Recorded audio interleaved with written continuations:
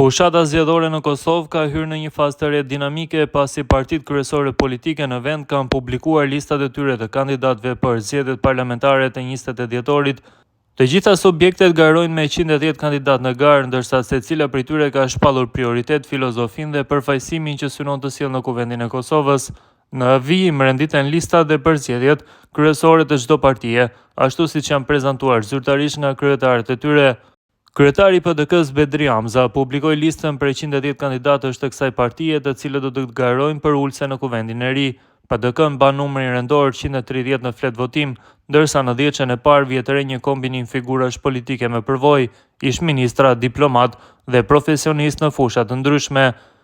Në top 10-ën e PDK-s bëjnë pjesë kryetari i saj Bedri Hamza, ish kandidati për Prishtinën Nuran Ismaili, Vlora Çitaku, Enver Hoxha, Arben Mustafa, Besa Kabashi Rama, Rahman Rama, Eman Rahmani nga lista për familjen, Sala Jashari dhe Kujtim Gashi. Me këtë përbërje, PDK synon të projektojë një qasje më teknike dhe të fokusuar në qeverisje profesionale. Prezantimi i listës shoqërohej me mesazhe për stabilitet, zhvillim ekonomik dhe konsolidim institucional, që partia i konsideron si prioritete të domosdoshme për Kosovën. Ndërkohë, kreu i LDK-s Lumir Abdigjiku e cilësoi listën e re zgjedhore si listën e shpresës, duke theksuar se përfaqëson një ekip me integritet, profesionalizëm dhe përkushtim ndaj qytetarëve. Sipas Abdigjikut, strukturimi i listës së Lidhjes Demokratike të Kosovës është bërë duke balancuar përvojën politike me energjinë e gjeneratës së re të aktivistëve dhe profesionistëve. Top 10 që e LDK-s përbëhet nga kryetari Lumir Abdigjiku, Kujtim Shala, Hykmete Bajrami, Doarsa Kica Xhelili, Lutfia Ziri, Abdullah Hoti, Anton Quni, Jehona Lushaku Sadriu, Ferida Gani dhe djali ish presidentit Ibrahim Rugova, Uk Rugova. Abdigjiku deklaroi se LDK-ja synon që përmes kësaj liste të rikthejë vendin në normalitet, të rivendosë stabilitetin institucional, të japë frymëmarrje ekonomisë dhe të garantojë orientimin euroatlantik të Kosovës. Ai u shpreh i bindur se me qetësi, dije dhe përkushtim LDK-ja do të synojë fitoren me 28 dhjetor. Ndërkohë, në krahun tjetër, Lëvizja Vetëvendosje ka prezantuar gjithashtu listën e saj të plot për zgjedhjet parlamentare. Lista kryesohet nga kryeministri në detyrë Albin Kurti, ndërsa menjëherë pas tij renditet Glau Konjufca.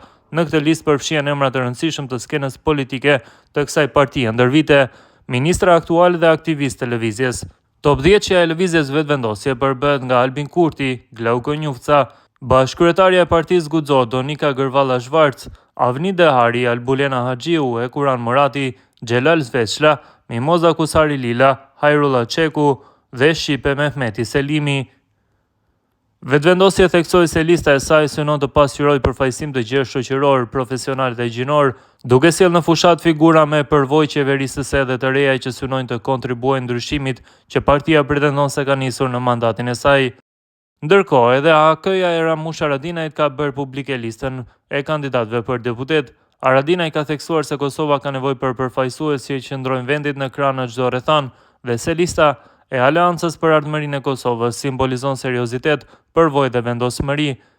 Top 10-ën e AK-s e kryeson vetë Ramush Haradinaj, ai ndiqet nga Besnik Tahiri, Time Kadriaj, Bek Berisha, Arber Tolaj, Albana Bytyqi, Pal Lekaj, Gani Dreshaj, Djelza Kukaj dhe Agim Çeku. Ndërkohë, në 10-ën e parë të AK-s mungon Daut Haradinaj. Vetë Ramush Haradinaj bëri të ditur se 1/3 e kandidatëve janë renditur sipas votave të zgjedhjeve të kaluara, ndërsa 2/3 përmes shortit si rezultati një vendimi të Këshillit Drejtues të partisë. Sa kaq, edhe kreu i nismës Fatmir Limaj ka publikuar listën e plotë të kandidatëve për deputet, duke konfirmuar se partia do të garojë vetëm në zgjedhjet e 28 dhjetorit. Sipas Limajt, lista përfaqëson një ekip të balancuar midis përvojës dhe energjisë së re.